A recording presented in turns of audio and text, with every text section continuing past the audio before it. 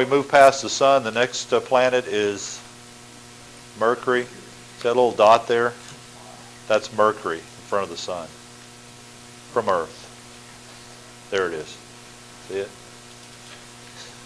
That's Mercury.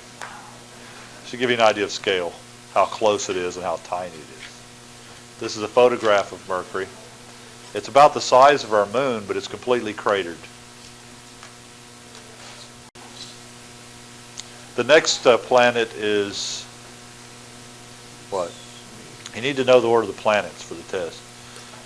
That's Venus. If you look out at the night sky and you see the first star you see, it's usually near the moon, that's not a star, it's the planet Venus. That's Venus from Earth against the sun. Right here.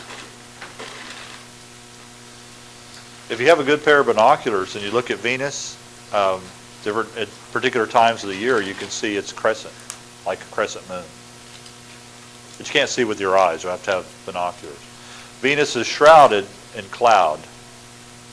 However, we've probed the clouds with sonar, orbiters that have mapped the surface underneath the clouds.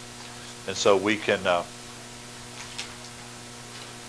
guess you could take the veil off of Venus and see the surface. So this is what the surface of Venus would look like if we could remove all the clouds. But because it has a thick cloud cover, it traps greenhouse gases. It's caused the temperature to rise to where it's like hot enough to melt metal at the surface. So you wouldn't want a vacation there. Take your sunscreen. The Russians, I think, sent the first probes. The first Russian probe to Venus melted before it got to the ground. Then the second one melted like 3 hours in. It's just way too hot. So the U.S. didn't send any probes to Venus. We just sent orbiters and mapped it through the clouds. So I think it has an atmosphere of sulfuric acid or something. This is, that's the moon, the crescent moon, you see it? And this is the crescent Venus.